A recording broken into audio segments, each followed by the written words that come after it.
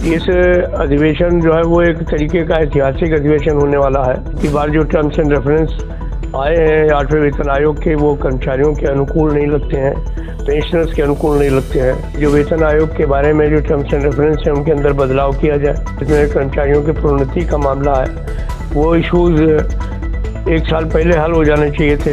निजीकरण की बात को भूल जाना चाहिए। जिस तरीके से संघर्ष करके हम लोगों ने गारंटीड पेंशन ली है, हम पुरानी पेंशन भी बहाल करा देंगे। सरकार ने फरमान जारी कर दिया जिसमें कहा है कि ग्रुप डी में सिर्फ 22,000 पोस्टें भरी जाएंगी। तो ये तो एक तरीके से खुला अन्याय है, अत्याचार है कर्मचारियों के खिलाफ। रेल मंत्रालय को ये बात समझने की आवश्यकता है और नहीं समझेंगे तो इस पर संघर्ष भी हो।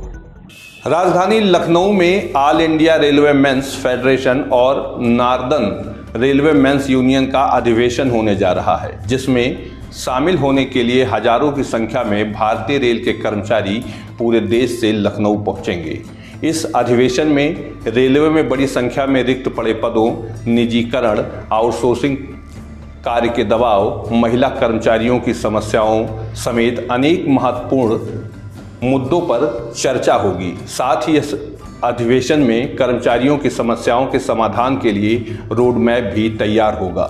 यह अधिवेशन लखनऊ में 22 व 23 दिसंबर को होना तय हुआ है।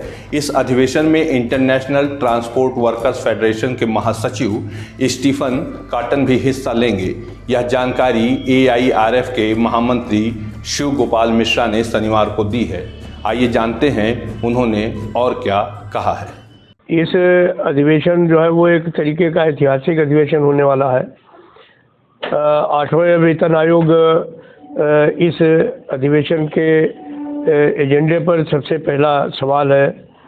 अब की बार जो टर्म्स एंड रेफरेंस आए हैं 8वें वेतन आयोग के, वो कर्मचारियों के अनुकूल नहीं लगते हैं, पेंशनर्स के अनुकूल नहीं लगते हैं। तो सरकार से मांग होगी कि ये जो वेतन आयोग के बारे में जो टर्म्स एंड रेफरेंस है उनके अंदर बदलाव किया जाए।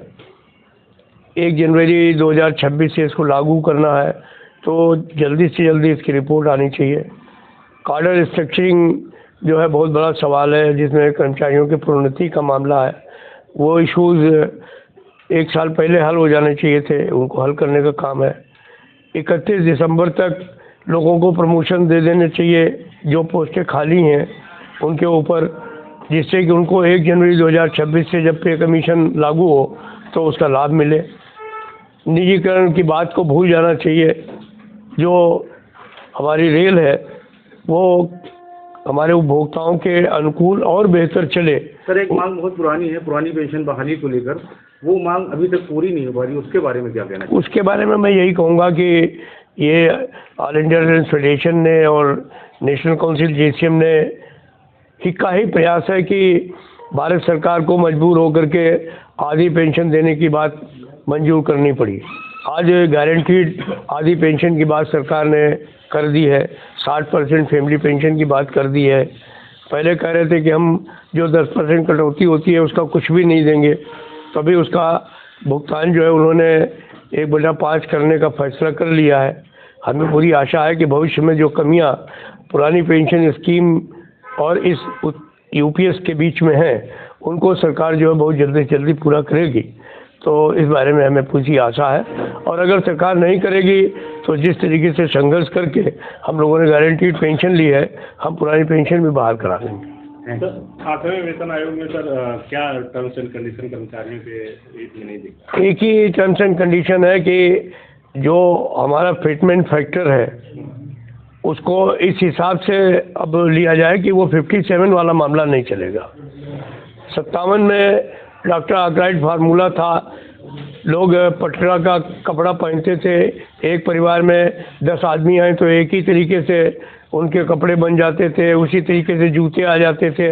आज कोई भी बच्चे ब्रांडेड इससे कम कपड़े नहीं पहनना चाहते, जूते नहीं पहनना चाहते हैं। खाने का जो है वो स्टाइल चेंज हो गया है, रहने का स्टाइल चेंज हो गया है।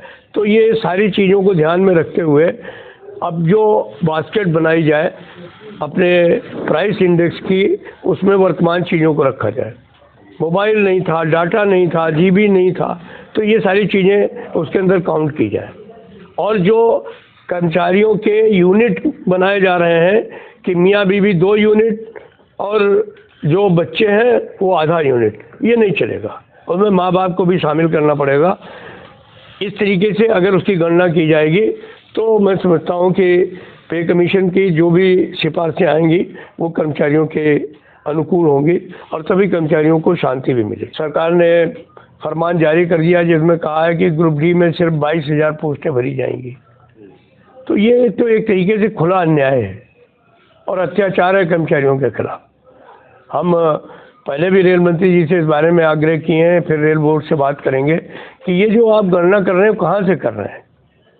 कोई भी ऐसी जोन नहीं है जहाँ पर कि नॉर्दर्न रेलवे में इस समय खाली नॉर्दर्न रेलवे में तकरीबन 50,000 पोस्टें खाली, और आप पूरे देश के इंडियन रेलवे पे 22,000 पोस्टें खाली करने की बात कर रहे हैं। तो ये चलने वाला नहीं है। आपको जितनी वास्तविक पोस्टें खाली हैं वो भरनी पड़ेंगी। और ये जो सेफ्टी कैटेगरी है, रेलवे एक ऐसा डिपार्टमेंट है जहाँ पर कि सुरक्षा की सबसे बड़ी आवश्यकता है। वहाँ पर आप फिक्स टर्म एम्प्लॉयमेंट से काम चला लें, ठेकेदार के श्रमिक से काम चला लें, आउटसोर्सिंग से काम चला लें, वो चलने वाला नहीं है। वहाँ पर आपको रेगुलर लोगों को भर्ती करना ही पड़ेगा। तो रेल मंत्रालय को ये बात समझने की आवश्यकता है और नहीं समझेंगे तो इस पर संघर्ष भी हो।